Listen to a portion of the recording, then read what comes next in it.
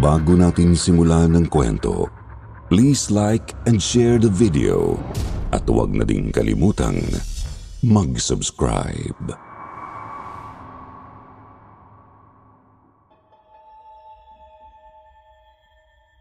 Nasubukan niyo na bang mapagtaksilan ng isang kaibigan?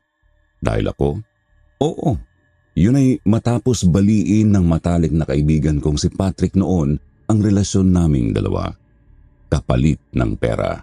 Gamit ang isang malagim na lihim na itinatago nila ng asawa niya. Sa Sitio Bangungot at sa mga tagapakinig ng channel na ito, magandang araw sa inyong lahat. Ako nga pala si Royce. Nasa late 30s na ako at may-ari ng isang karinderya. Ito na ang bumubuhay sa amin ng asawa ko simula pa nung kami ay magpakasal. Araw-araw maganda palagi ang aming kita dahil malapit lang sa isang kolehiyo ang karinderya namin. Bukod pa roon, marami na ring nakapagsasabi sa amin na masarap daw ang aming luto. Kaya binabalik-balikan ng mga estudyante at mga kapitbahay namin ang aming mga panindang ulam. Idagdag pa na wala rin kaming kakumpetensya noon, kaya halos lahat yata ng customer ay hakot namin.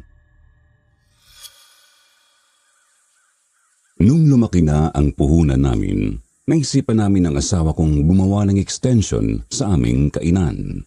May espasyo pa naman sa aming lote na balak ko sanang gawing hardin at pagtaniman, pero dahil sa dumadaming customer, gagamitin na lang namin yon para mas marami pa kaming ma-accommodate. Bumibili ako noon ng mga materyales na kahoy habang ang asawa ko naman na si Lotlot ay nasa palengke para bumili ng mga kakailanganin sa mga putahing iluluto namin, lalo na sa aming bestseller na pares. Napag-usapan namin ni Mrs. na susunduin ko na lang siya pagkatapos ng ginagawa ko dahil ako ang nagdadrive sa aming tricycle. Nabili namin ito mula sa kita ng karinderya. Ito na rin ang ginagamit namin para sa pamamalengke. Bandang hapon na yon nung magpunta ako sa palengke. Naipit pa nga ako noon sa traffic.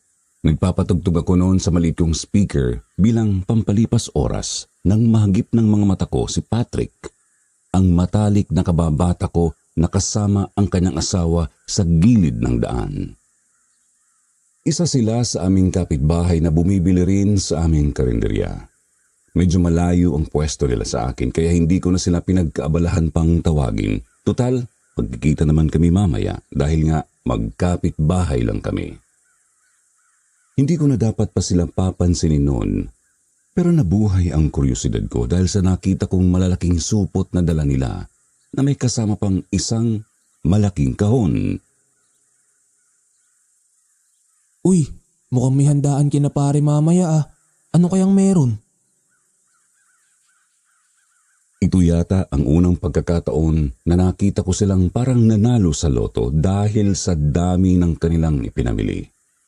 Hindi ko man maisa-isa lahat ng binili nila pero kita kong may karne doon, mga isda at mga sarit-saring gulay. Mukhang may gaganaping party kako sa kanila kaya nagkibit balikat na lang ako at itinuon na lang ang atensyon sa kalsada. Naisip ko noon malamang aayain ako ni Patrick sa kanila kung sakaling may magaganap ng handaan, kaya dapat ay makauwi ako ng maaga. Kinagabihan noon, naghintay ako sa imbitasyon ni Patrick. Ulit-ulit pa akong sumisilip sa bintana namin para tignan ang bahay nilang katabi lang ng sa amin. Nakabukas pa ang ilaw sa kanila. Nangangahulugang gising pa sila pero wala akong marinig na ingay ng mga nagkakasiyahan. Para bang isa lang ito sa mga normal na gabi nila. Nawala ang atensyon ko roon nang maramdaman ang marahang pagkurot sa akin ng asawa ko sa braso. Bakit kanina pa raw ako nakatitig sa bahay nila Patrick? At kung may plano pa ba akong matulog dahil maaga pa kaming maghahanda bukas? Nakita ko kasi pare kanina ang daming dalang mga pinamili. Parang mga nanalo sa loto. Kala ko tuloy may handaan sa kanila eh. Kumunot naman ang noo ng asawa ko. Sabi niya pa baka namamalikmata lang daw ako.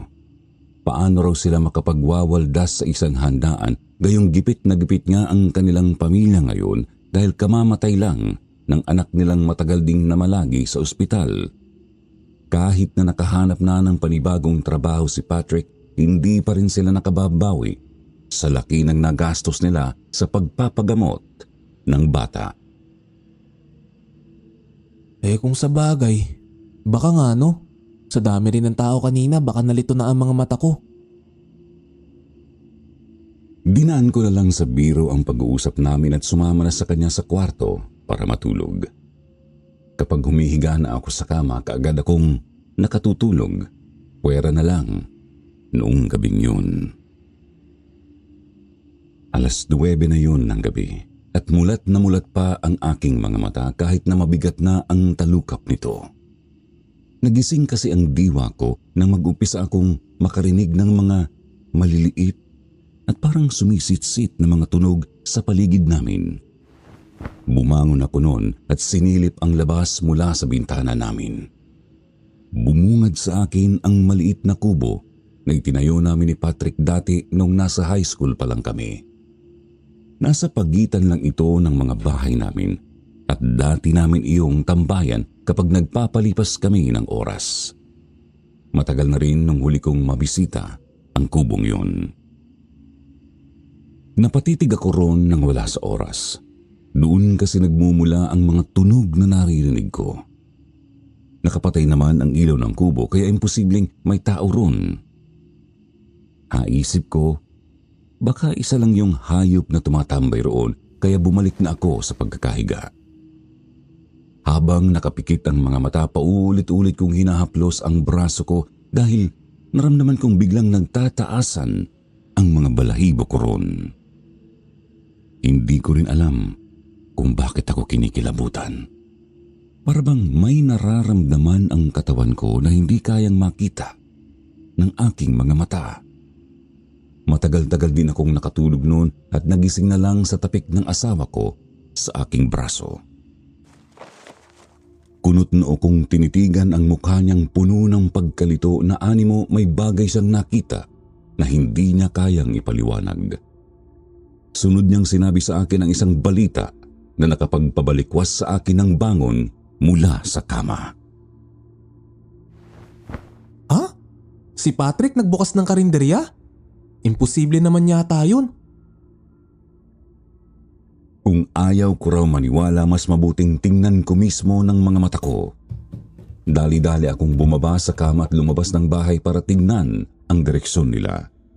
Muntik nang malaglag ang pangako sa gulat dahil totoo nga ang sinabi ng asawa ko.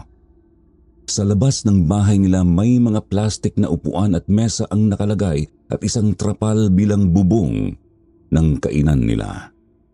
Madaling araw pa yun, pero nandoon na si Patrick at ang kanyang asawa na si Pamela na nagluluto ng sinabawang karne sa labas ng bahay nila gamit ang isang napakalaking kaldero.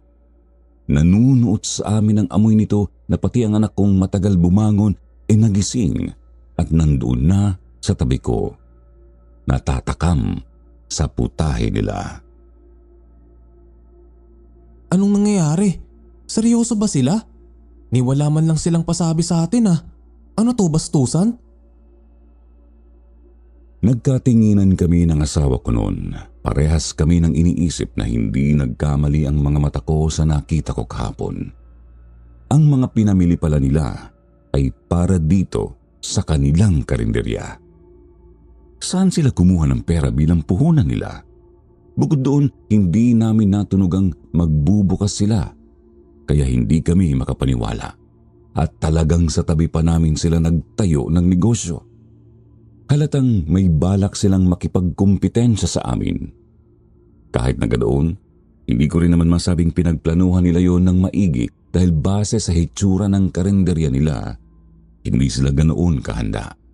Hindi maayos ang kanilang pwesto at hindi rin kaaya-ayang kainan ito, kaya kahit na nakaramdam ako ng kunting inis sa ginawa nila, binaliwala ko na lang yun. Kami pa rin ang babalikan ng mga customer dahil matagal na kami rito at subok na ang lahat. Yun ang inakala ko, Sir Jupiter. Pero nagkamali ako. Kagaya ng naramdaman ng aking anak, hindi nagdalawang isip ang mga customer naming sumubok din sa kanilang mga putahe. Sa unang pagkakataon, kinabahan ako dahil yun ang unang beses na nagkaroon kami ng kakumpetensya. Sabi ng asawa ko natural lang daw yun dahil bagong bukas pa lang sila. Hindi rin magtatagal at babalik din sila sa amin. Pero taliwas ang nangyari sa lahat ng nakita ko. Bawat araw na lumipas, parami ng parami ang kanilang mga customer. Nakatatakam daw kasi ang kanilang mga putahe, lalo na ang mga karne. Sobrang lambot daw nito na animo natutunaw na kapag ninunguya sa bibig. Sumusuot din sa kanilang panlasa ang bawat sarap nito na tila ba swak na swak ang timpla. Ang sinabawan nilang karne ang naging patok sa masa dahil napupukaw daw ang sigla sa katawan ng mga kumakain. Maraming mga estudyante ang nagbitaw ng mga salita na para daw itong gamot. Nakakawala ng pagod at sakit ng ulo dulot ng pag-aaral. Habang dumadaan sa tenga ko ang mga salitang iyon, hindi ko na napigilan ang sariling mainis. Lalo na't mangilan-ngilan na lang ang kumakain sa amin.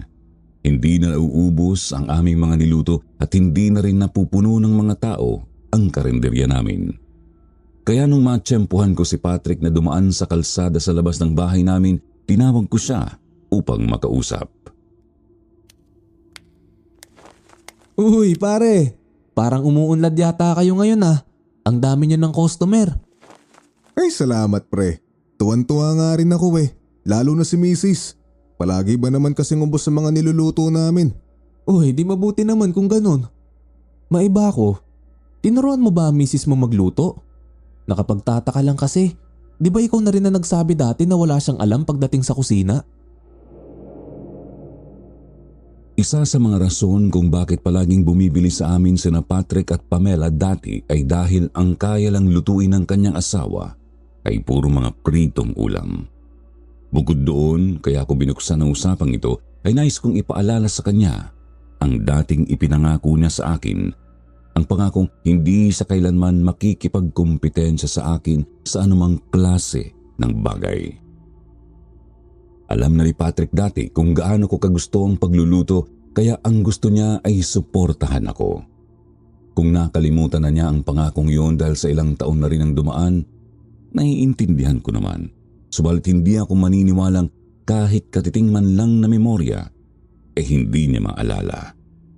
Gusto kong marinig mismo sa bibig niya ang tungkol doon.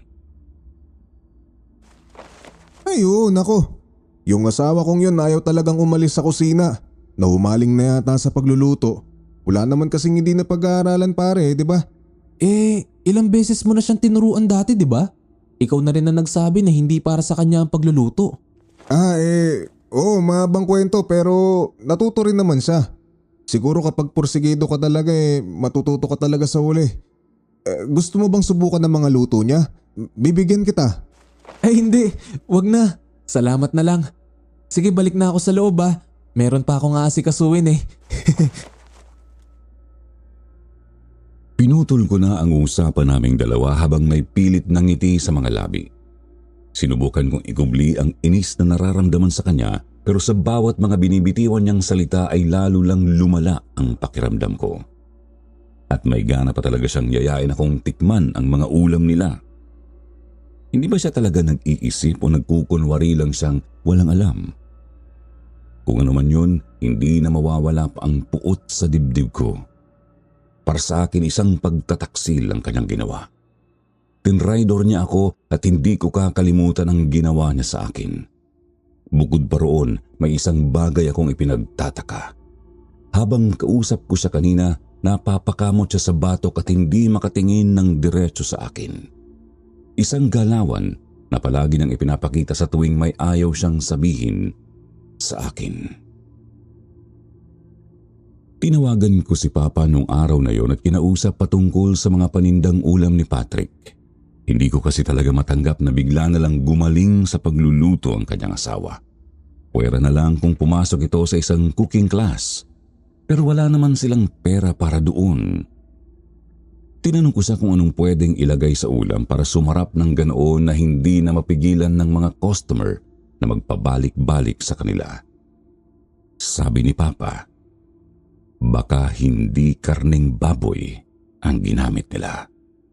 Baka karne daw yun ng aso. Si Papa kasi mahilig kumain ng karning aso dati nung bata pa lang ako. Lasinggero kasi yun noong kabataan niya pero nagbago naman nung medyo nagkaedad na. Ito ang palagi nilang pulutan sa tuwing umiinom sila ng kanyang mga kaibigan. Ang mga binigay ko raw na deskripsyon ay pasok na pasok sa naramdaman niya noon sa tuwing nakakakain siya ng karne ng aso. May kakaibang init daw kasi talagang hatid sa katawan ang karneng ito kapag natikman mo. Kaya malaki ang hinala niya na ganoon nga ang nangyayari. Ho? Di ba bawal po yun? Saan naman po sila kumukuha na sandamakmak na karne ng aso? Yan ang hindi alam ni Papa. Wala raw siyang ideya. Baka raw kumukuha lang sila ng karne sa kung saan, kaya ganoon. Natapos ang aming tawag at naiwan akong nabagabag. Nakaupo ako sa isa sa mga upuan ng karinderya naming dalawa lang ang customer habang nakatingin sa bantay naming aso. Nais kong paniwalaan si Papa sa sinabi niya, subalit hindi mawala sa isipan ko ang araw kung saan nakita ko sina Patrick at Pamela sa palengke. Kung nandoon sila galing, ibig sabihin nandoon lang din ang kanilang supplier. Sa kuryosidad ko, pinili kong pumunta sa palengke noon at iniisa-isa ang mga nagtitinda roon ng karne. Nagtatanong ako sa kanila kung may kakilala ba silang nagbebenta ng karne ng aso. Pero puno lang ng panghuhusga ang natanggap ko sa kanila. Siguro nga, isang maling desisyon na gawin ko yun. Saka kung mayroon man talagang nagtitinda, imposibleng bukas na bukas nilang i-anunsyo ang tungkol dito. Ilang oras ang nagdaan at pinili ko na lang na umuwi sa amin. Aminin kong nagpadala ako sa bugso ng aking damdamin noon at naging desperadong malaman ng katotohanan. Pero kahit na siguro malaman ko ang totoo, hindi pa rin mababago ang realidad na unti-unti na kaming nawawalan ng kita. Mas mabuting mag-isip na lang kami ng misis ko ng plano kung paano kami makakabawi. Yun ang plano ko noon, Sir Jupiter. Subalit nang makarating na ako sa bahay namin, sumalubong sa akin ang umiiyak kong anak. Kasama niya ang asawa ko na abalang patahanin siya. Kaagad kong tinanong ang nangyari at doon ko na lamang nawawala ang aso namin. Ha? Hindi ba nakawala? Imposible rin naman may bumitbit doon. Hindi naman yung nagpapahawak sa taong hindi niya kilala. Wala rin daw ideya ang asawa ko kung bakit nawala na lang bigla ang aso namin. Nandoon pa raw yun kanina habang nagliligpit siya sa mga ulam namin. Pumasok lang daw siya sa loob para maghugas ng mga pinagkainan pero pagbalik niya sa labas, nawala na raw ito. Wala siyang narinig na mga pagtahol o bakas man lang ng pagpupumiglas. Tinawag niya ito ng ilang beses pero hindi na ito nagpakita pa. Wala kang ingay na narinig?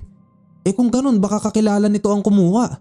Sino ba naglalaro kay Bantay bukod sa atin? Kung nakatakas man ang aso namin sa tali, imposibleng lumayo ito sa bahay dahil ugali na nung magpaikot-ikot lang sa amin kapag nakawala.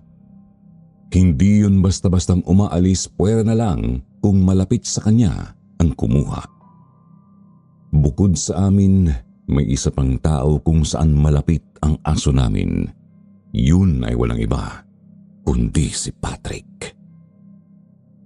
Hindi kaagad ako ng dalawang isip na sumugod sa kanila. Hindi ko pinansin ang mga nagtatakang titig ng mga kumakain doon at dumiretso kay Patrick na abalang mag-serve ng pagkain. Bagya ko siyang itinulak dahilan para malaglag ang daladala niyang bowl ng sinabawang karne at matapon ng laman. Mabilis na nagsalubong ang kanyang kilay sa galit at sinigawan ako. Ano ba pre? May problema ka ba sa akin? Ano sa tingin mo ang ginagawa mo ah? Oo. Saan mo tinago ang aso namin ha? Bakit mo siya kinuha?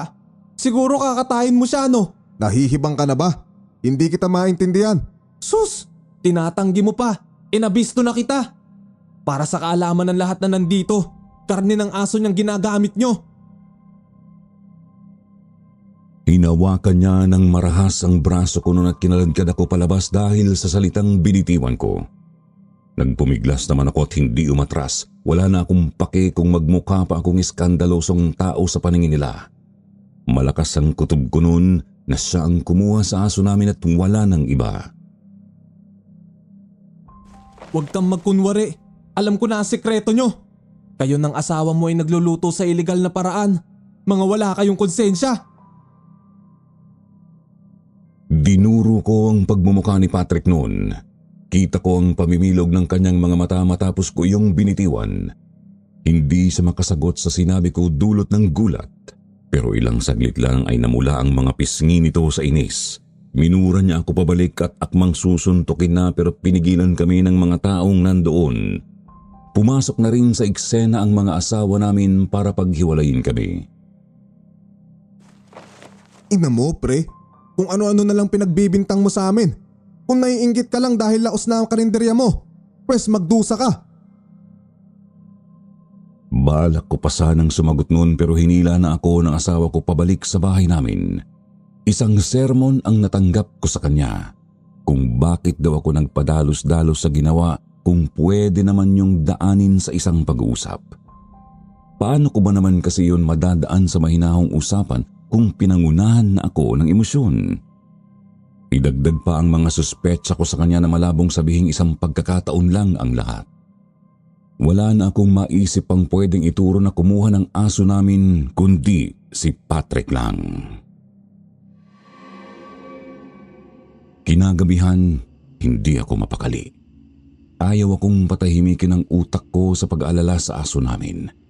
Bukod pa roon, gusto kong malaman at makakuha ng ebidensya mismo sa mga pinaggagawa ni Patrick. Nakaupo ako sa upuan katabi lang ng bintana namin habang pinagmamasdan ng kanilang bahay. Hindi ko alam kung anong oras na yon nang makita ko si Patrick na may daladalang malaking supot. Nagpalinga-linga siya sa paligid bago naglakad papunta sa kubo namin. Napatayo kaagad ako noon at dali-daling lumabas habang iniisip na ito na ang pagkakataon ko para makita ang totoo. Dala-dala ko ang flashlight sa kamay habang dahan-dahang naglakad papalapit doon. Nang makarating ako sa labas, pinatay ko ang ilaw upang hindi ako matunugan ni Patrick. Nakasara ang pinto pero dahil sa katandaan nito, may mga butas na ang dingding nitong gawa sa amakan. Sinilip ko ang loob ng kubo. Isang kandila ang nagbibigay liwanag sa buong paligid at nandoon si Patrick. Nakaupo sa sahig habang inilalabas ang mga daladalang karne. Mayroon siyang binubulong na animo may kausap. Isa-isa nitong iniaangat ang piraso ng karne sa ere habang hindi maalis ang mga ngisi sa labi. Kumunot ang noo ko nang makarinig ako ng mga paggagikik. Hindi galing kay Patrick, subalit galing yon sa loob ng kubo. Napatitig ako ng maigi sa hawak-hawak nitong karne kung bakit may tumutulo roon na likido. Dahil lang ba galing sa refrigerator ang karne kaya ganoon o may iba pang dahilan? Hindi ako nakakurap ng tuluyan kung maaninag. May dila pala ng hayop na dumidila roon. Namilog ang aking mga mata nang unti-unting lumilinaw sa akin ang isang mabalahibong nilalang. Mahaba ang mga paa nito sa likuran, subalit maliit ang harap na parang isa itong kangaroo. Subalit ang muka, matipuno ang mukha nito na parang isang kabayo. Mahaba ang tenga nitong abot sa maliliit na kamay at ganoon din ang dila nito. Tumaas ang mga balahibo ko sa katawan dahil sa kilabot at disgusto dulot ng laway nitong tumutulo mula sa dila. Ano ang nilalang na yun? Sa pagkagulantang ko, nalaglag ko sa kamay ang hawak-hawak na flashlight. Nakagawa yun ng tunog na naging dahilan upang maalerto ang tao sa loob. Ang hayop na kasama nito ay biglang napalingon sa aking direksyon. Ang mata nitong singbilog ng isang isda ay napatitig sa akin. Bago pa man ako makapag-isip, gumalaw na ang aking mga paa at dali-daling umalis doon. Muntik pa ako mapatid sa mga bato dahil sa pagmamadali ko. Nasa kalsada na ako noon nang makita ko ang aso namin sa daan. Nandoon pa ang tali nito sa leeg, subalit galit ang mga titig nito sa akin. Nakatayo ang balahibo nito sa katawan at nagpakawala ng mga tahol. Nagtaka ako sa kanyang inakto, subalit ilang segundo rin ang dumaan. Nakaramdam ako ng malamig na hangin sa aking likuran. Napalunok ako nang maglaro sa aking tenga ang isang matinis na tunog ng hayop na umaangil. Dahan-dahan akong lumingon na sa kuring pinagsisihan. Ang nilalang na nakita ko sa kubo ay nakasunod na pala sa akin. Nakalabas ang dila nito na humaba pa hanggang sa umabot na sa lupa. Hindi na napigilan ng sarili kong sumigaw at kaagad na binitbit ang aso ko papasok sa bahay namin. Kaagad kong kinandado ang pinto namin, sinara ang bawat bintana at binaba lahat ng kurtina. Napaupo ako sa isa sa mga upuan sa salas habang naliligo na ang mukha ko ng pawis. Habol-habol ko ang paghinga nang lumabas ang asawa ko sa kwarto dahil sa ingay na nagawa ko. Punong-puno ng pagtataka at pag-aalala ang kanyang mukhang lumapit sa akin. Kaagad kong hinawakan ang kanyang braso at nanginginig kong kamay. Lot, hindi ka maniniwala sa nakita ko. May alaga si na Patrick. Pero hindi ko alam kung anong nilalang yun.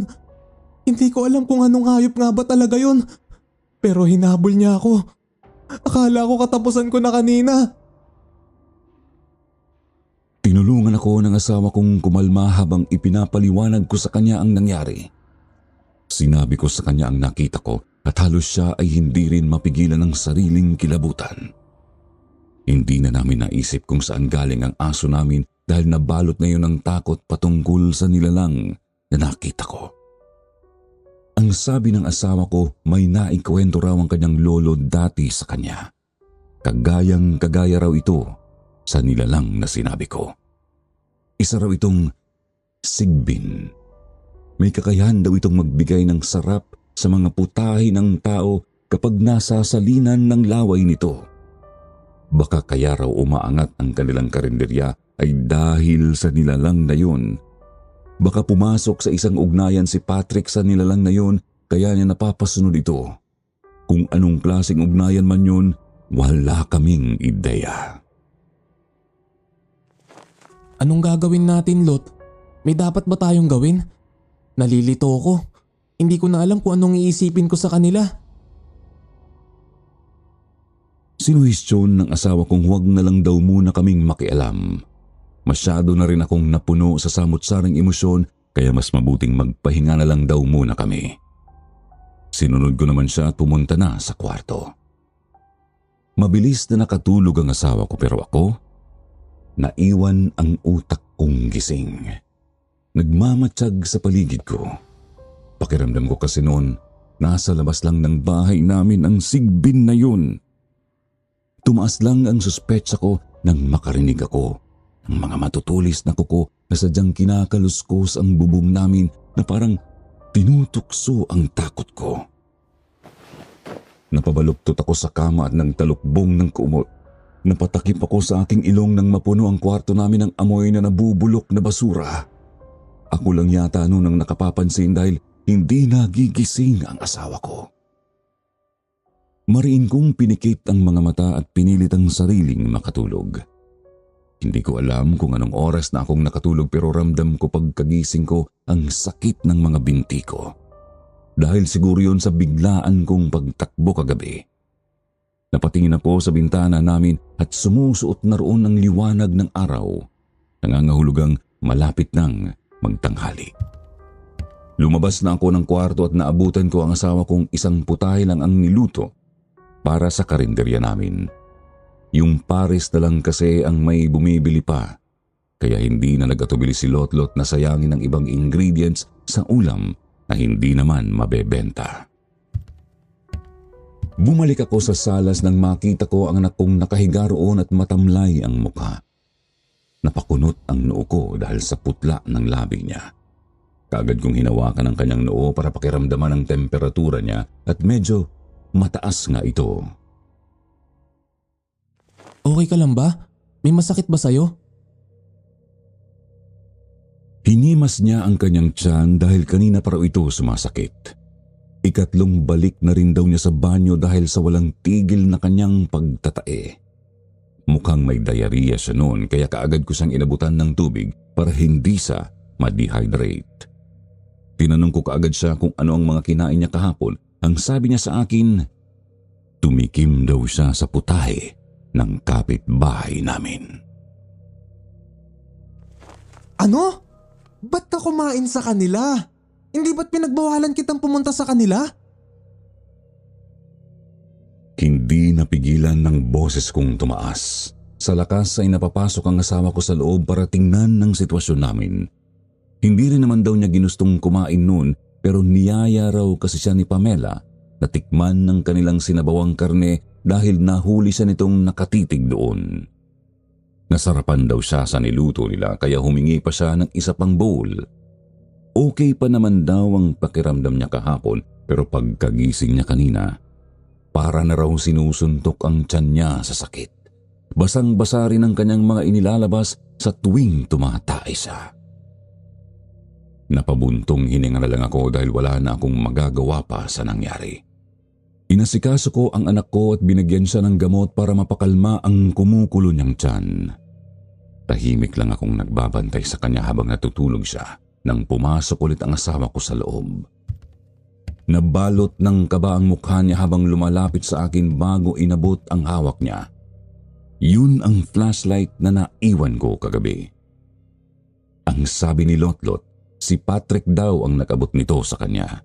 Sabing ibigay ko raw sa iyo gayong naiwan ko raw iyon sa kubo. Napalunok ako nang magsimulang kumalabog ng mabilis ang aking dibdib. Ibig sabihin lang nun, alam ni Patrick na ako yung taong nakakita sa kanya kagabi. Hindi magkamayaw ang kaba ko. Natataranta sa posible niyang gawin. Ano na lang ang gagawin ko kung sakali mang gamitin niya ang nilalang na yun para sirain kami? Wala naman daw itong sinabing iba bukod sa pagsauli niya sa flashlight ko. Payo ng asawa ko sa akin ay huwag magpadala sa takot. Dahil kung mayroon mang dapat kabahan sa sitwasyong ito ay hindi raw ako kundi si Patrick. Gayong alam na namin ang sikreto nila. Kahit papaano ay napanatag naman ang loob ko noon. Oo nga naman, hindi ko kaagad naisip na kami ang may hawak sa kanila at pwede namin silang ilaglag kung kailan namin gusto. Ang problema, hindi kami sigurado kung paniniwalaan ba kami ng mga tao. Napunta ang atensyon ko sa bintana namin. Iwinaksi ko ang kurtinang nakatikip doon upang makita ang karinderya nila Patrick. Kagaya kahapon, punong-puno pa rin ito ng mga customer na nagsisiksikan at may iba namang naghihintay na magkabakante ang mga lamesa. Subalit may isa akong napansin noon, Sir Jupiter. Ang mga mukha nila, hindi na kagaya ng dati. Imbis na maliwanag at masigla, para bang kinunan sila ng tubig sa katawan dahilan upang maging kulubot ang mga pisngi nila. Ang kulay ng kanilang mga balat din ay parang hinipan ng isang kaluluwa at kinunan ng buhay. Putlang-putla. Okay lang siguro kung isa o dalawa lang sa kanila ang nakikita kong mayroong ganoong sintomas. Pero dahil halos lahat na sila, hindi ko mapigilang magduda noon. Baka epekto na ito ng nilalang na ginamit nila Patrick at Pamela. Ang problema ay parang hindi pa napapansin nila ang pagbabago ng kanilang muka.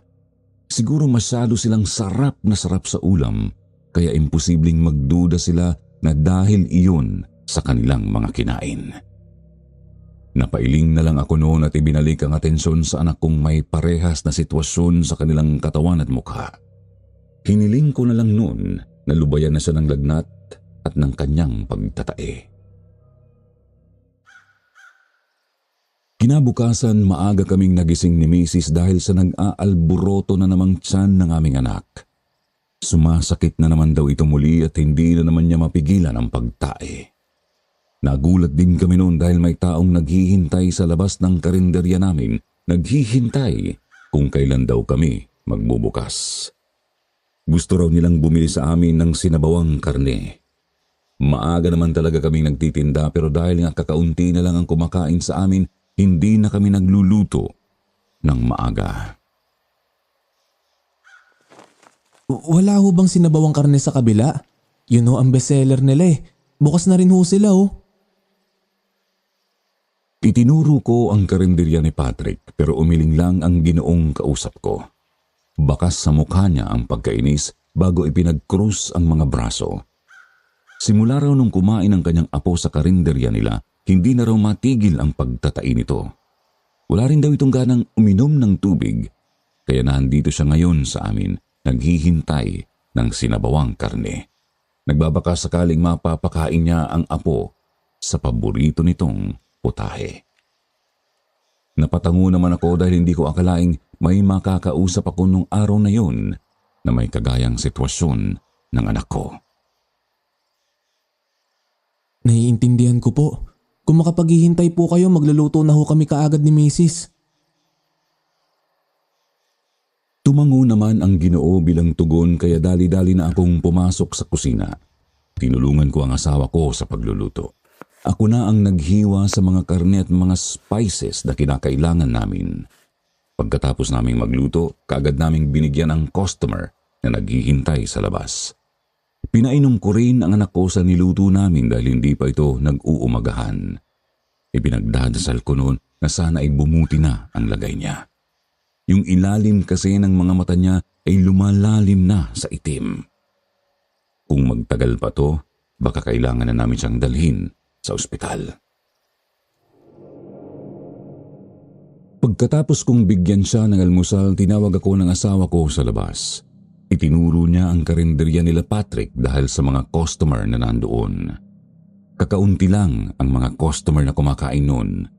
Sa tingin ko mga nasa 10 lang, malayong malayo sa dati nilang numero na umaabot ng mga nasa 50. Ang kwento ng asawa ko, may isa raw customer na kakaalis lang ang nagreklamo matapos nitong inumin ang sabaw ng sinabawan nilang karne. Ang alat daw, animot tubig dagat.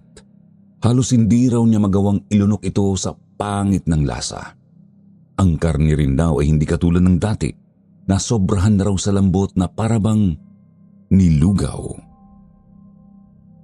Sunod-sunod ang mga reklamong naririnig namin mula sa kanilang karinderya noon, habang kami naman ay nanatili lang tahimik sa gilid.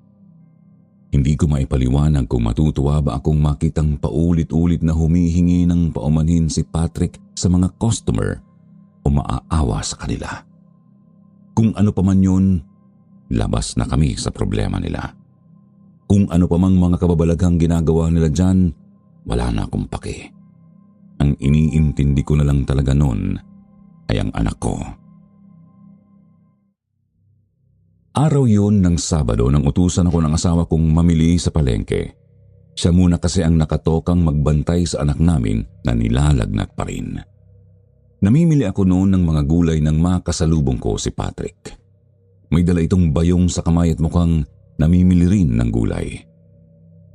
Matamlay ang mukha nito at nangingitim ang paligid ng mata.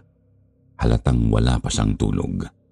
Nakayuko siyang naglalakad at sakalang iniangat ang ulo nang mapansin niya ang presensya ko. Nagkatinginan kaming dalawa noon pero wala akong planong pansinin siya. Hindi ko pa rin nakalilimutan ang pagtataksil na ginawa na sa akin at nandoon pa rin ang inis sa pakiramdam ko. Lalampasan ko na sana siya noon pero nagulat na lamang ako nang bigla siyang sumigaw sa harapan ko. Hayop ka, Royce. Kasalanan mo ang lahat ng to. Kasalanan mo kung bakit nagkanta leche-leche na kami ngayon. Ha? Anong pinagsasasabi mo? Hindi ko nagawang tapusin ang sasabihin ko nang bigla na lamang siyang nagpakawala ng isang mabigat na suntok sa aking pisngi. Dahil hindi ko yun inasahan, hindi rin ako nakaiwas at natangay sa lakas ng puwersa nito. Napaupo ako sa simento habang namilipit sa sakit. Bumalik sa isipan ko ang araw na unti-unti kaming nawawalan ng customer dahil sa kanila. Dahil doon umusbong ang inis kong ikinikimkim sa kanya.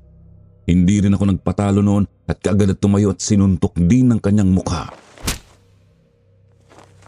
Wala kang karapatan sabihin sa akin yan. Unang-una ikaw ang sumira sa kabuhayan namin.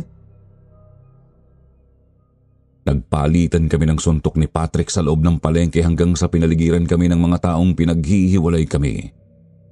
Umuwi ako sa amin na putok ang mga labi at nagkapasa ang mga pisngi. Halos hindi ko maipaliwanag ng maayos sa asawa ko ang nangyari dahil sumasakit ang bibig ko sa tuwing magsasalita ako. Naudlot tuloy ang pamamalengke ko at hindi ko natapos ang iniutos sa akin. Kaagad akong inabutan ng ice ng asawa ko para sa aking mga pasa. Habang ginagamot niya ako, bakas sa mukha niya ang pamumula dahil sa galit. Mukhang hindi na rin yata makapagtitimpi ang asawa ko noon at susugurin na si Patrick kung hindi ko lang siya pinigilan. Sumusobra na raw kasi sila. Sila pa ang may ganang sisihin kami kung tutuusin kami ang naagrabyado ng sobra. Nawalan kami ng customers at higit sa lahat bumaba ang kita namin. Ako rin hindi ko maunawaan kung bakit kami ang sinisisi ni Patrick. Wala naman kasi kaming ginawa para ayawan na sila ng mga customer. Napaisip ako ng maigi nung gabing yun at ang tanging pumasok lang sa utak ko ay tungkol sa sekreto nila. Baka dahil doon sa nalaman ko tungkol sa inaalagaan nilang sigbin kaya nagkaganon na ang negosyo nila. Malalim na ang gabi noon at napagpasya na namin ni misis ko na matulog matapos naming patulugin ang aming anak. Papasok na ako noon sa kwarto nang makarinig kami ng boses mula sa labas ng bahay namin. Kaagad naman kaming lumabas upang tingnan kung sino yon. Kumunot ang noo ko nang makitang si Pamela pala yon. Ang asawa ko rin ay kaagad napakrus ang braso at matalim na tinitigan ng babae. Pero bago pa ako makapagsalita, umeksena na si Lotlot at tinanong kung ano ang ginagawa niya sa bahay namin. Kung may balak daw ba siyang mag-iskandalo ay hindi rin daw niya siya uurungan. Huminga muna ng malalim si Pamela bago umiling. Naluluha ang mga mata nito at ang boses niya rin ay nanginginig. Imbis na makipag-away, humingi siya ng tulong sa amin. Si Patrick daw kasi hindi na makatayo pa. Pag-uwi raw nito kanina sa kanilang bahay bukod sa mga pasa nang hihina raw ang katawan niya. Pinagpahinga naman daw niya ang asawa dahil baka pagod lang. Subalit nung tinawag na niya ito para kumain, hindi na raw ito makabangon pa. Hindi na rin makapagsalita na para bang may nakadagan sa lalamunan. Pinipigilang lumabas ang kanyang boses. Nang marinig ko ang balitang yun, nagulat ako.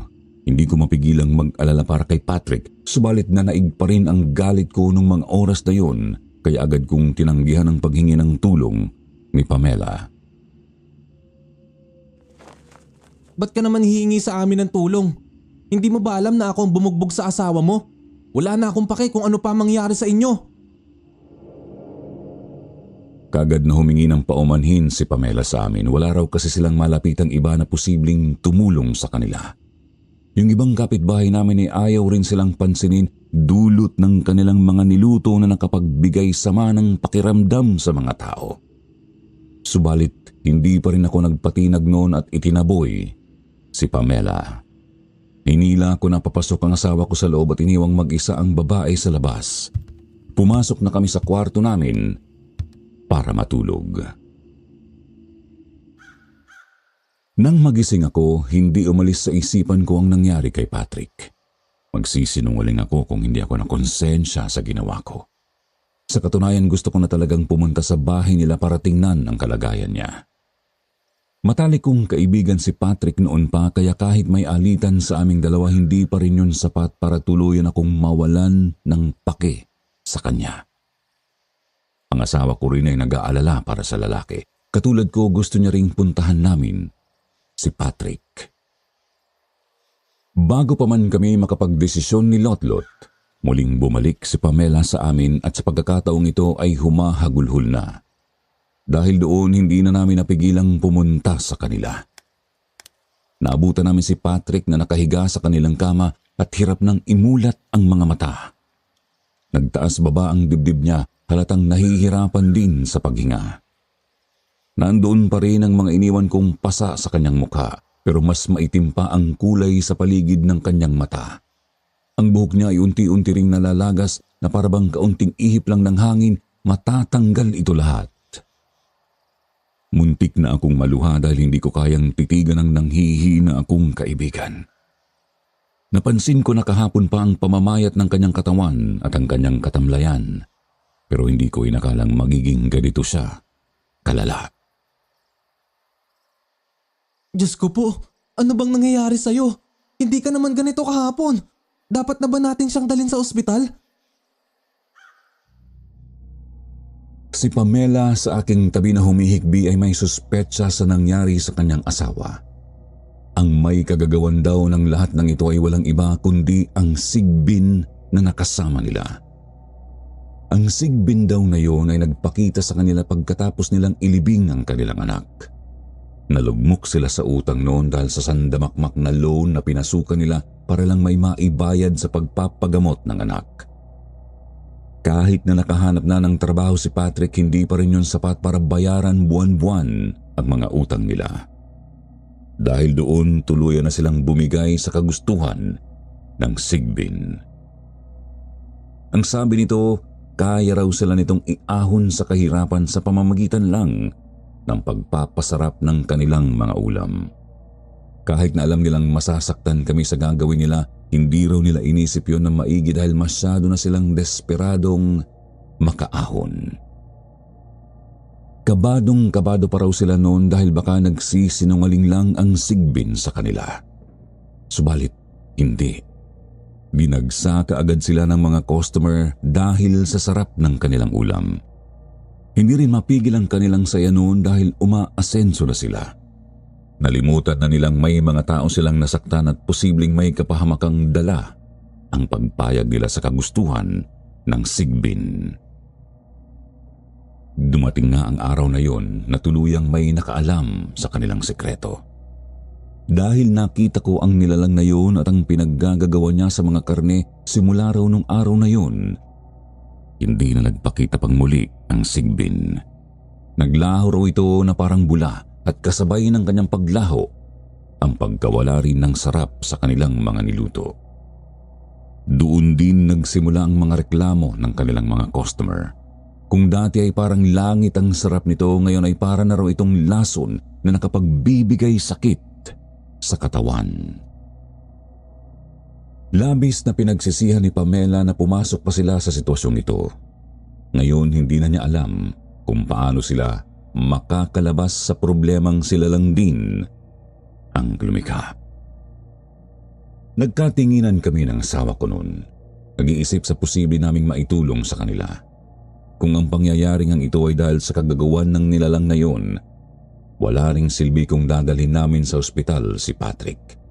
Paniguradong ang sasabihin lang ng mga doktor ay walang problema sa katawan niya. Lot, baka may alam ang lolo mo na pwedeng pangontra sa mga sigbin. Yung anak din kasi natin hindi pa gumagaling eh. Nag-alala na rin ako para sa anak namin dahil hindi pa rin bumubuti ang kanyang kalagayan.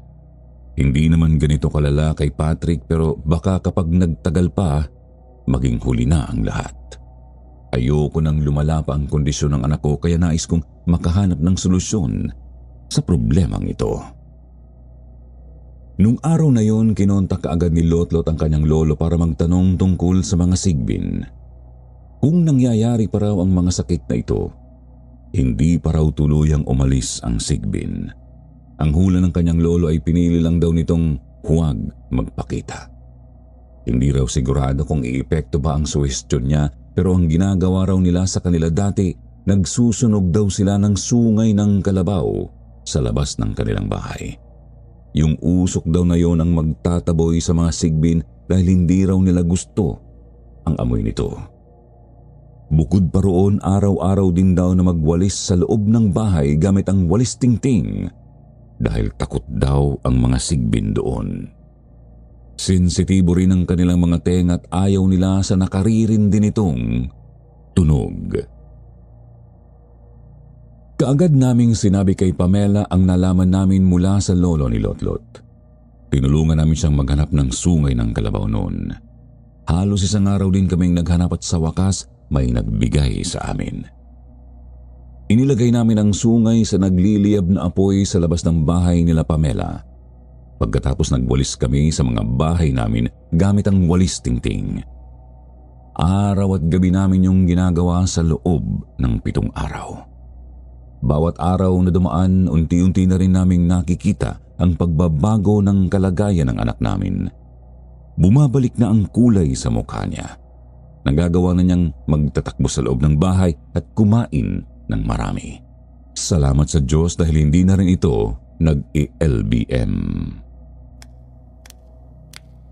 Pinuntahan din namin si Patrick para tingnan ang kalagayan niya kung may pagbabago ba.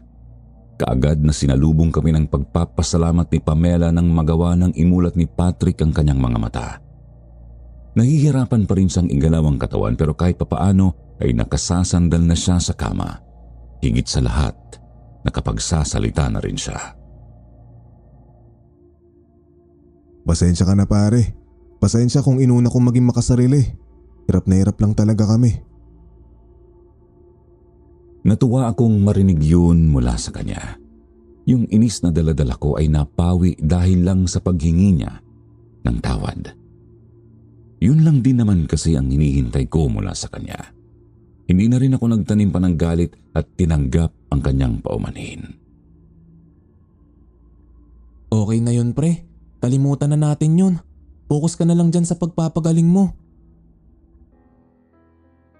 Hindi nagtagal, tuluyan na ngang gumaling si Patrick. Ang mga taong naapektuhan din sa kanilang putahe ay gumaling na rin. Napagpasyahan din nila Patrick at Pamela na isara ang kanilang karinderya bilang pagsisisi sa kanilang ginawa. Dahil doon, dahan-dahan nang bumalik sa amin ang mga customer. Muli na naman kaming naging abala ng misis ko sa pagluluto.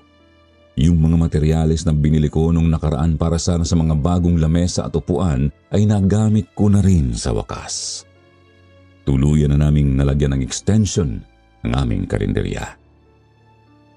3 taon na rin ang nakararaan matapos ang pangyayaring ito sa buhay namin.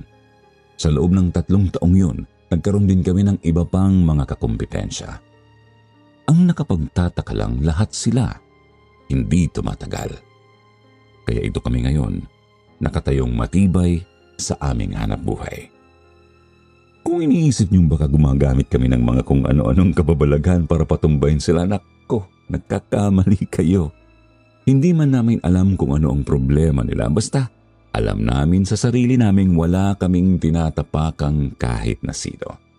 At dahil nga patuloy pa ring umuunlad ang aming karinderya, mukhang mangangailangan na naman kami ng panibagong extension. Hanggang dito na lang po ang kwento ko, Sir Jupiter. Marami pong salamat sa inyo at sa Sitio Bangungot, lalong-lalo na rin sa mga nakikinig nito hanggang dulo. Magandang buhay sa inyong lahat.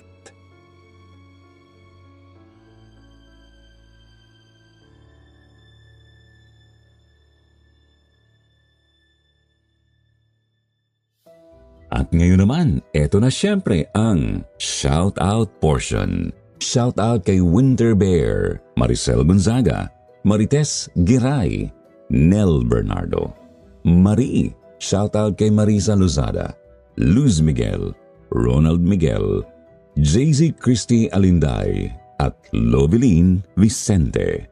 Special shout-out naman po kay Francesca Alto.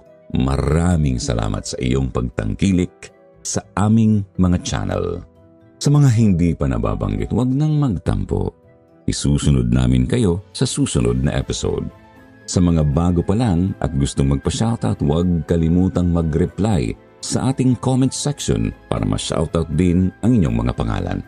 Muli po mula sa bumubuo ng kwentong takip silim, Sitio Pangil at Sitio Bangungot. Ito po ang inyong lingkod, Jupiter Torres, nagpapasalamat.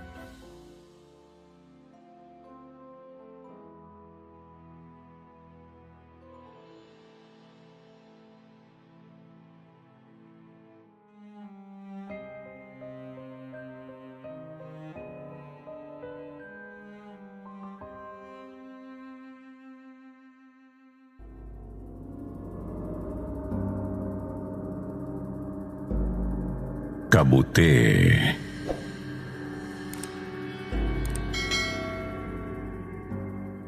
Magandang gabi po sa inyo, Sir Jupiter. Ang pangalan ko po ay Andrew. Dito nakatira sa Sarangani Province. Ang ibabahagi ko po sa inyo ay personal kong karanasan noong 2008. Third year high school po ako noon at wala pang K-12. Naisip ko itong ikwento matapos kong mapanood ang isang episode ng isang sikat na palabas sa TV. Yung pong tungkol sa mga nalason matapos kumain ng kabuti. Hindi man parehong-pareho, pero may pagkakahawig po kasi yun sa karanasan ko. Sir Jupiter, aaminin kong pasaway po talaga akong bata noon. Hindi nakikinig kina mama at papa, mabarkada at bulakbol sa eskwela. Madalas akong nagkakating classes para gumala o tumambay sa kung saan-saan. Minsan dumadayo kami ng mga tropa ko sa malalayong mga lugar.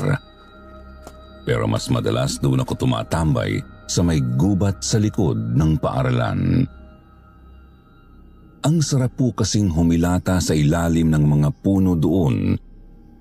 Tapos ang dami pang mga sariwang ligaw na prutas. Maliban po kasi sa pagiging suwail, napakatakaw ko rin po at napakatamad. Maabot pa nga sa puntong inaagawan ko ng baon ang mga kaklase ko o kahit ang mga estudyante sa lower years. Ang katakawan ko rin mismo ang nagpahamak sa akin.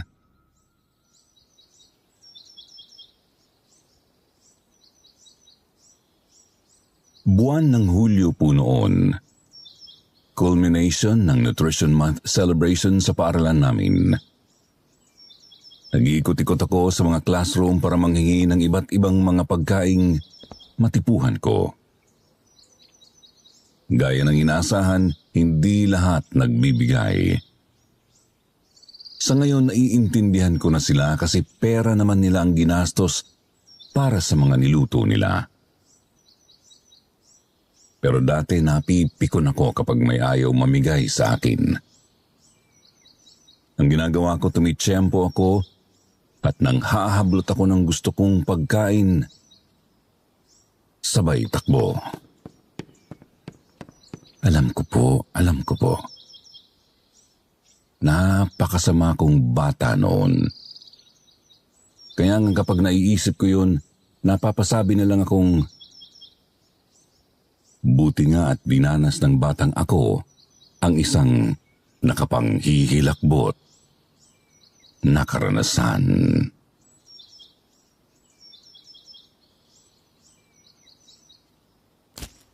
Nang marami na akong nailagay na pagkain sa supot na dala ko, agad akong tumakas kahit hindi pa tapos ang program. Paglabas ko ng paaralan, may nakita akong ilang tanod na kinakausap ang iilang magulang ng mga estudyante. Dinig kong nagtatanong ang mga tanod kung may nakakita raw ba sa isang nagngangalang Usting. Nakapulang sando raw ito nang huling makita. Tapos naka-basketball shorts na itim. Sa pagkakatanda ko, isang 20 anyos na binata si Usting at kilalang basagulero sa lugar namin. Naisip ko namang marahil tinodas na yon ng kung sinong nakaalitan, kaya nawawala. Pero hindi ako interesado sa nawawalang binata. Dumiretso ako sa kakahuyan at naghanap ng medyo tagong bahagi. Ngunit, nagtaka ako. Kasi may natatanaw akong usok sa kasukalan ng gubat. Nilapitan ko at nakita kong nagmumula pala ang usok sa isang siga.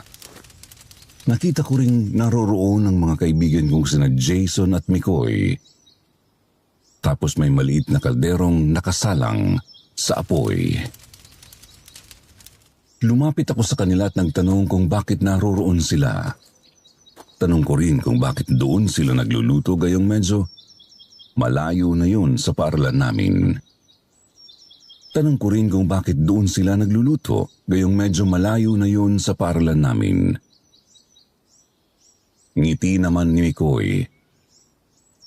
Basta maghintay ka lang pre, siguradong matutuwa ka rito.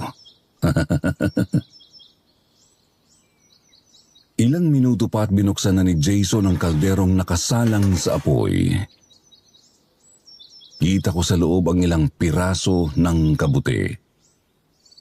Hindi kumukulo ang tubig, mukhang saktong pinainitan lang nila. Pagkatapos nilagyan nila ng ilang pakete ng kape, tsaka ibinuhos sa 3 plastic na mga tasa. Noong una, ayaw ko sana kasi hindi naman ako mahilig sa gulay. Isip ko dati, simpleng gulay din naman ang kabute. Kaya malamang na nakakadiri para sa akin ang lasa noon. Pero inudyukan ako ng 2 na subukan lang ang nasabing inumin. Kapag naubos ko raw yung tasa, kakaibang karanasan daw ang matitikman ko. Wala raw sinabi ang paborito naming beer. Humigop ako. Hindi rin naman pala masama. Kasi natabunan naman ng kape ang lasa ng kabute. Humigop pa ako at humigop pa ng humigop. Hanggang sa naubos ko na ang isang tasa. Wala naman akong napapansing kakaiba sa sarili ko. Hindi ako nalalasing o tinatamaan. Sa totoo lang, hindi ko pa alam kung ano ba ang dapat kong maramdaman noon. Subalit kita kong napakalapad ng ngiti ng mga kaibigan ko. Sabi ni Jason maghintay lang daw ako ng mga kalahating oras. Kumain daw muna ako ng mga dala ko. Agad naman akong dumukot ng lumpia sa supot tapos binulyawan sila. Pinaglololo ko yata ako eh. Pinainom nyo lang ako niyang nakakadiring kabute para sa wala. Umupo ako sa ilalim ng isang puno habang pinagpipilitan nilang maghintay lang ako. Kumain tapos sumandal muna ako sa puno. Nanahimik lang din muna ako para namnamin ang preskong hangin at huni ng mga ibon. Lumipas ang mga minuto at naramdaman kong gising na ang diwa ko. Isip ko, epekto malamang ng kape. Pero hindi eh. Mas malakas. Mas nakabubuhay dugo at mas masarap. Nagpalinga-linga ako. Kita kong napakalalapad pa rin ang mga ngiti na ng Jason at Mikoy. Tapos nasa kawalan ang tingin. Sumasabay sila sa pagsayaw ng apoy at usok sa gitna namin ng mga kaibigan ko. Kahit ang mismong sinag ng nakangiting araw ay sumasayaw din.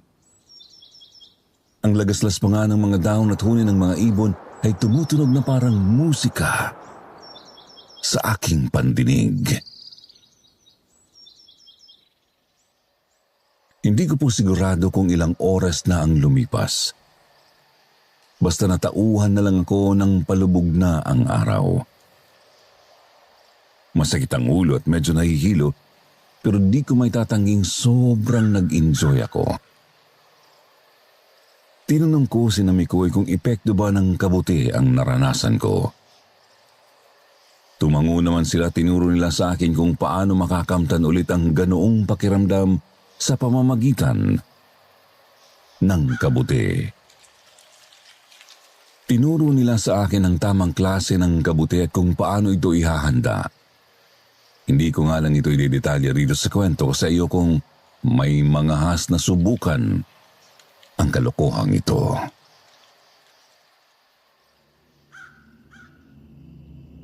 Sir Jupiter, naulit pa po nang naulit ang trip namin ng mga katropa ko.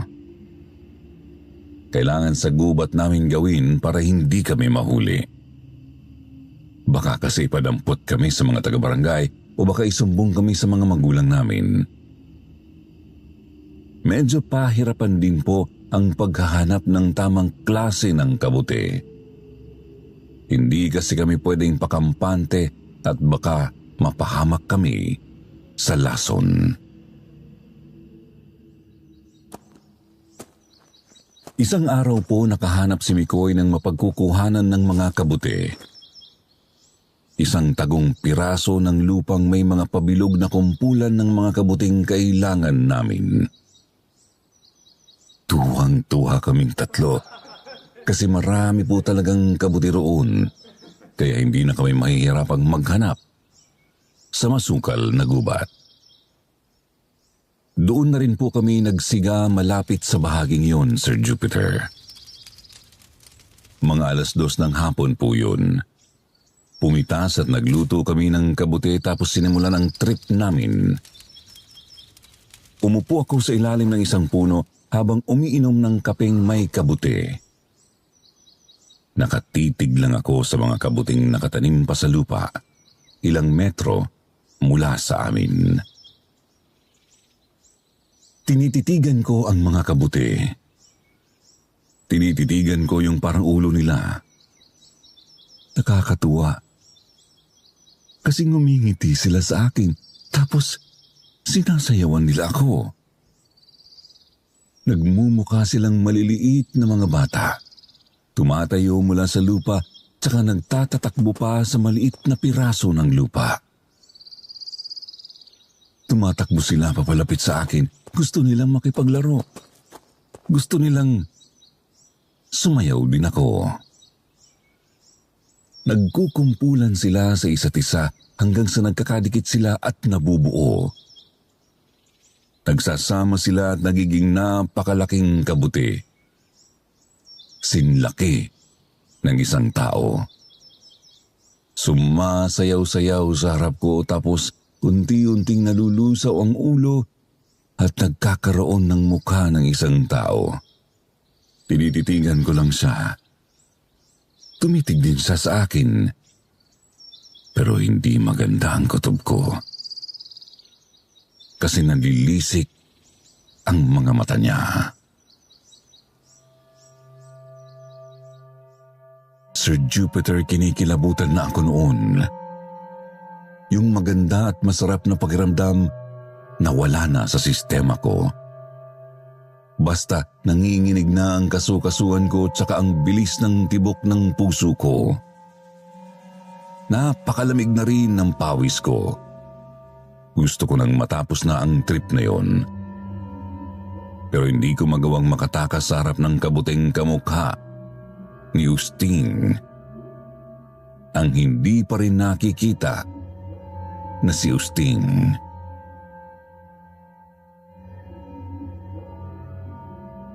Bakit si Justine? Hindi ko alam, sir. Noong una, hindi ko po talaga alam. Hindi ko rin naman siya iniisip noon kaya nagtataka ako kung bakit siya ang nakikita ko sa halusinasyon ko. Lalo ko pang ipinagtataka kung ano ba ang kasalanan ko sa kanya, bakit ramdam kong galit ito sa akin. Humahakbang siya papalapit. Pinipilit kong gumalaw pero hindi ko talaga magawa. Inabot niya ang palad niyang puno ng burak sa mukha ko, tsaka bigla akong nagising.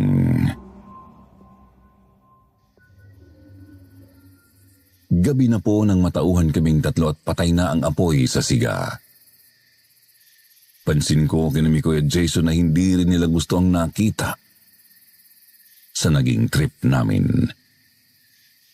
Nagkakwentuhan kami at napag-alamang pare-pareho kami ng nakitang ilusyon.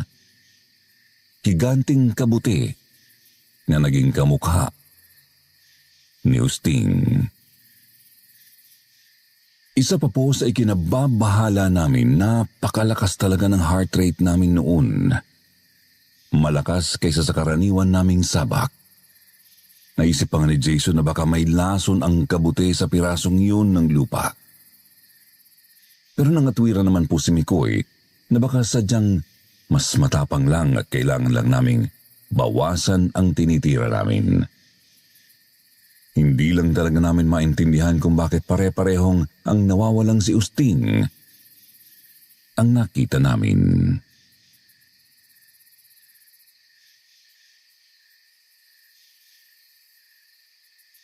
Dahil nga po gabi na, napagpasyahan naming doon na magpalipas sa bahaging iyon ng gubat. Delikado na kasing umuwi. Masyadong masukal ang kakahuyan. Tapos baka may makasalubong pa kaming mabangis na hayop. Nagsiga na lang po kami ulit tsaka umanap ng pwestong matutulugan. Mabuti na lang at palagi akong handa pagdating sa pagkain. Kaya may napaghatian kaming ilang piraso ng pritong saging.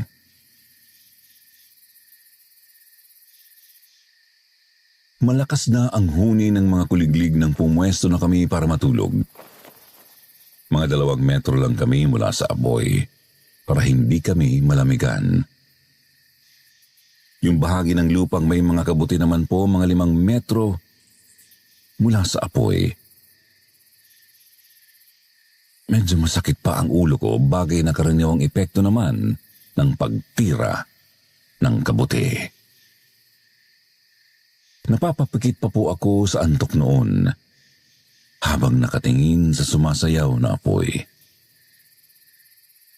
Subalit nang nakaidlip na sana, bigla ko namang naramdamang may papalapit sa amin mula sa mga kabuti. Napadilat ako. Lumingon at nanlaki ang mga mata ko nang makita ko si Usting. O mas tamang sabihin, ang kabuting kamukha ni Usting. Naaagnas ang balat at puno ng putik ang buo niyang katawan. Suot din ito ang gulag-gulanit na pulang sando at itim na basketball short. Mabagal pa siyang naglalakad noong una papalapit sa amin, pero bigla na lang siyang tumakbo habang nakatitig sa akin. Doon na ako napatayo at kumaripas ng takbo sa kasukalan ng kakahuyan. Madapa-dapa pa nga po ako kasi napakadilim ng paligid at maraming bato at ugat sa lupa. Subalit dahil sa matinding kilabot, pinipilit ko ang sariling mabilis na tumayo ulit at magpatuloy sa pagtakbo. Nagpalingalinga ako para maghanap ng daan. Ngunit purong kadiliman at mga puno lang ang naaaninag ko. Mga punong sumasayaw at nakangiti sa akin. Yung iba pa nga pinagtatawanan pa ako. Kahit ang huni ng mga kuliglig tila tunog hagik-hik na rin sa pandinig ko. Hanggang sa natisol ako ulit at hindi agad nakabangon. Bigla akong kinumbabawan ni Usting at habol hininga akong nagising. Humahangos akong napatingin kina Mikoy at Jason. Wala pa man kaming sinasabi, alam na naming magkakapareho kami ng bangungot. Isip namin baka epekto lang ng mas matapang na kabuti. Kaya siguro kailangan lang naming bawasan ang tinitira namin.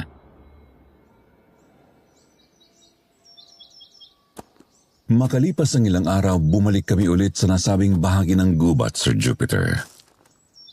Naghahanap na naman kasi ang sistema namin ng titirahing kabuti. Si Mikoy ang nagsiga ng apoy habang ako naman ang pipitas ng kabuti. Hinawakan ko yung isa para kunin ngunit bigla akong nakaramdam ng panlalamig. Tinignan ko ang mga kasama ko. Karaniwan naman ang kilos nila. Sinabihan pa nga nila akong pumitas na at nang may salang. Kaya naman hinawakan ko ulit ang isa at pipitasin ko na sana. Subalit katakatakang ayaw maputol ng ugat nito kahit matalas naman ang kutsilyo ko. Sinubukan kong hilain at nanlaki ang mga mata ko nang may sumamang buto sa kamay ng tao. Napasigaw ako, dali-daling lumapit sina Jason at McCoy, maging sila'y nahintakutan din sa nasabing buto. Pero nilakasan ni Jason ang loob at hinukay pa ang lupa kung saan tumubo ang mga kabuti. Doon namin nakitang isa itong buong kalansay ng tao. Nakasuot ng pulang sando at itim na basketball shorts. Napamura ng malakas si Jason at nasuka kami ni McCoy. Naisip kasi naming tinira namin yung kabuting tumubo sa ibabaw ng bangkay ng isang tao. Yun ba ang dahilan kung bakit si Usting ang nakita namin sa mga halusinasyon at bangungot namin noong araw na yun? Kung oo, ibig sabihin ba nagmumulto siya? Nagkatulakan kaming tatlo kung sino ang magsasabi sa barangay na nahanap na namin si Usting. Pero wala may gusto kasi paniguradong mapapahamak kami. Kapag kasi nagsumbong kami, tatanungin nila kung anong ginagawa namin doon at kung aanhin namin ang ganoong mga kabuti. Siyempre po, ayaw naming mahuli. Opo, hindi iligal ang pagtira ng psychedelic mushrooms dito sa Pilipinas, pero ayaw pa rin naming sumugal. Baka kasi ikulong kami sa barangay o baka isumpa kami ng mga magulang namin.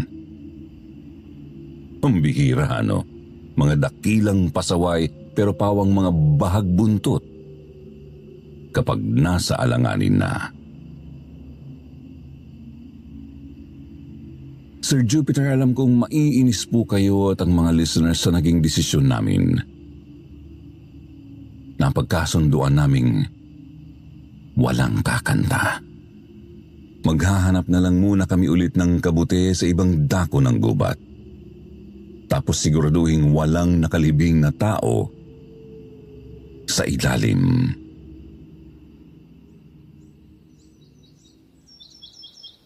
Makalipas ang ilang araw, Sabado at walang pasok, nakahanap nga po kami ulit ng lugar na may mga kabuti. Nasiguro rin naming walang nakalibing na kung sino sa ilalim, kaya naman hindi na kami nagsayang ng oras at agad nagsimula sa dating gawi. Nasamik kaming tatlo maudlot ba naman yung nagdaang trip namin? Inubos ko ang isang tasa ng kapeng may kabuti, tsaka humilata sa may damuhan. Si Mikoy naman sa paanan ng isang patay na puno, tapos si Jason sa tabi ng isang malaking bato. Unti-unti nang bumibilis ang tibok ng puso ko at nararamdaman ang saya at sarap na dulot ng kabuti. Napapangiti na lang ako habang nakatitig sa mga ulap. Naglalaro ang mga ulap.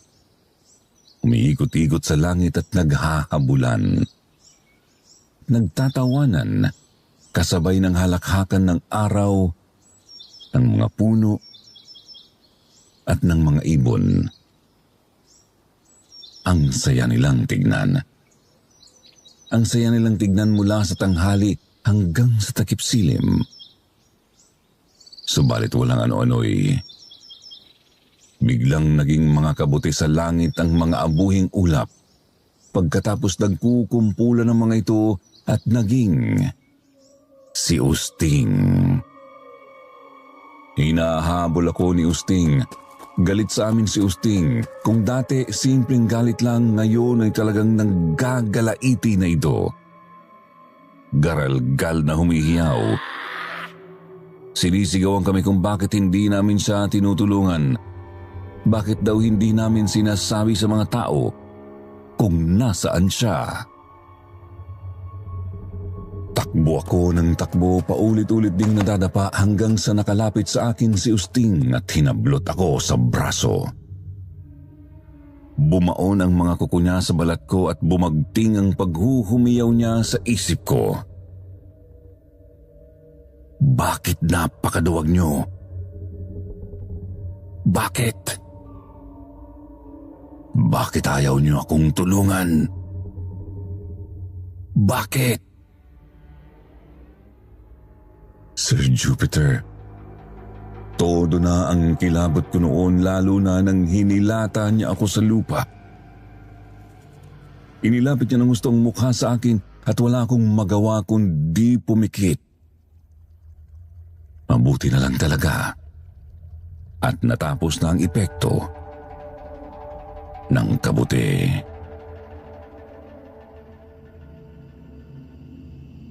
Humahangos akong bumangon mula sa pagkakahiga sa damuhan. Maging sina Mikoy at Jason ganoon din. Subalit na hintakutan kami ng matantong totoong may sugat ang aming mga balat. Ako may sugat sa braso na gawa ng mga bumaong kuko. Si Jason may sugat sa likod dahil sa pagkakalmot sa kanya ni Usting. Si Mikoy naman may sugat sa balikat na dulot ng pagkagat. Ano na? Magsumbong na tayo? Hindi ko napigilang sabi sa mga tropa ko. Kumontra naman agad si Jason kasi ayaw niya talagang mabisto ang kalokohan namin. Nagulat naman ako nang sininghalan siya ni Mikoy at sinabing, ayaw mong mabisto tayo? Iayos lang ba sa'yong mapatay tayo ng lintik na Usting na yan? Sisiga-siga pero nang mamatay, tayo ang ginagambala, buwisit! Sir Jupiter, napagkasunduan namin noong gabing yun na pag-isipan muna ang gagawin naming hakbang. Mahirap na po kasi magkamali. Napagpasyahan din naming huwag na munang tumira ng kabuti at baka gambalain na naman kami ni Usting.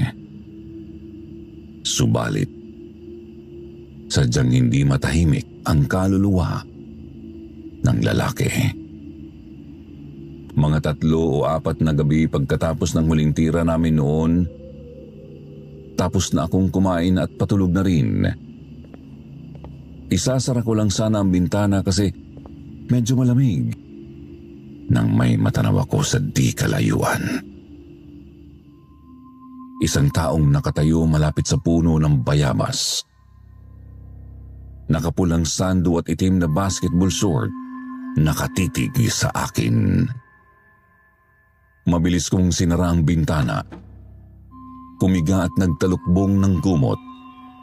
Hindi ako makatulog dahil sa kilabot. Nagtataka. Bakit ko ba nakikita si Usting? Gayong hindi naman ako sabog. Nakakaidlip din naman dahil sa antok.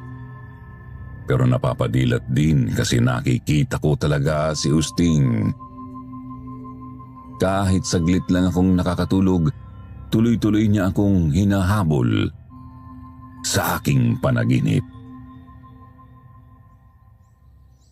Pagputok ng araw, puyat akong dumiretso kina Mikoy.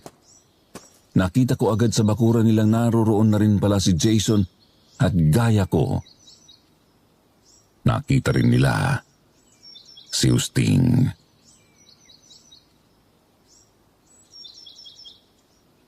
Sir Jupiter, doon na namin napagpasyahang magsumbong sa barangay. Napuntahan din nila agad ang pinaglibingan kay Usting. Tapos nabisto nga ang kalokohan namin. Si Jason ipinadala sa Davao ng kanyang mga magulang. Si Mikoy pinatigil sa pag-aaral. Ako naman po, Binugbog ni Papa gamit ang sinturon. Saka tinali sa loob ng kulungan ng baboy sa loob ng isang buong 24 oras.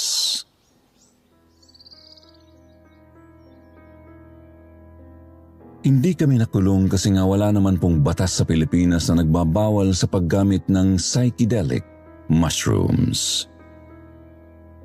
Gayunpaman, hindi na kami ulit tumira ng kabuti. Hindi nga po kami ulit kumain ni Mikoy ng kahit na anong kabuti, kahit pa yung mga ligtas para lutuin. Kahit yung mushroom sa pagkain ng isang sikat na fast food chain, hindi ko rin kinakain. Ang lakas po kasing makatroma ni Usting eh. Pakiramdam ko isang subo ko lang ng kabuti makikita ko ulit yun. Dahil din po sa karanasang iyon, nagbagong buhay na ako, Sir Jupiter. Inalis ko na ang pagiging pasaway at matakaw. Nagtino sa pag-aaral hanggang sa nakatapos. Sa ngayon, bisor na ako sa isang resort dito lang din sa Sarangani. May pamilya na. At ramdam ko na rin kung paano magkaroon ng isang cute pero napakapasaway na anak.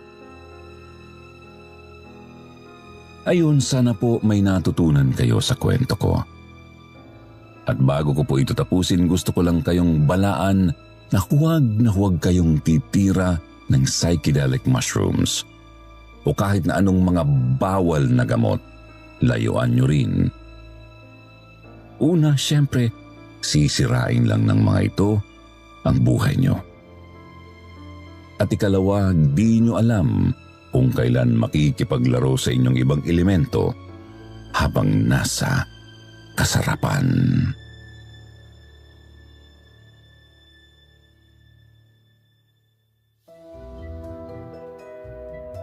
Ngayon, dumako naman tayo sa paborito ninyong shoutout portion.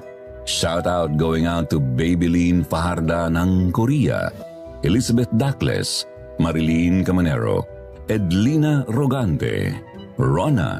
Shoutout din kay Jeneline Acas, Amihan Grande, Solo Traveler, JR De La Cruz at Winter Snow. Agbasa naman tayo ng pinakamagandang comment galing kay Maydel Milet. Sabi niya, hello po, Sitio Bangungot, pampawala talaga ng lungkot ang mga stories niyo kahit pa sabihing nangungulila pa din ako sa pagkamatay ng asawa ko last June 25, 2023. Nakikiramay po ang buong kwentong Takip Silim at Sitio Bangungot team sa pagkamatay ng asawa ninyo, Maydel Milet. Sa mga hindi nabanggit, sa susunod na lang po. Huwag niyo kalimutang mag-reply sa comment para ma-shoutout ang pangalan ninyo. Muli po mula sa bumubuo ng kwentong Takip Silim at Sitio Bangungot, ito ang inyong likod, Jupiter Torres. Nagpapasalamat.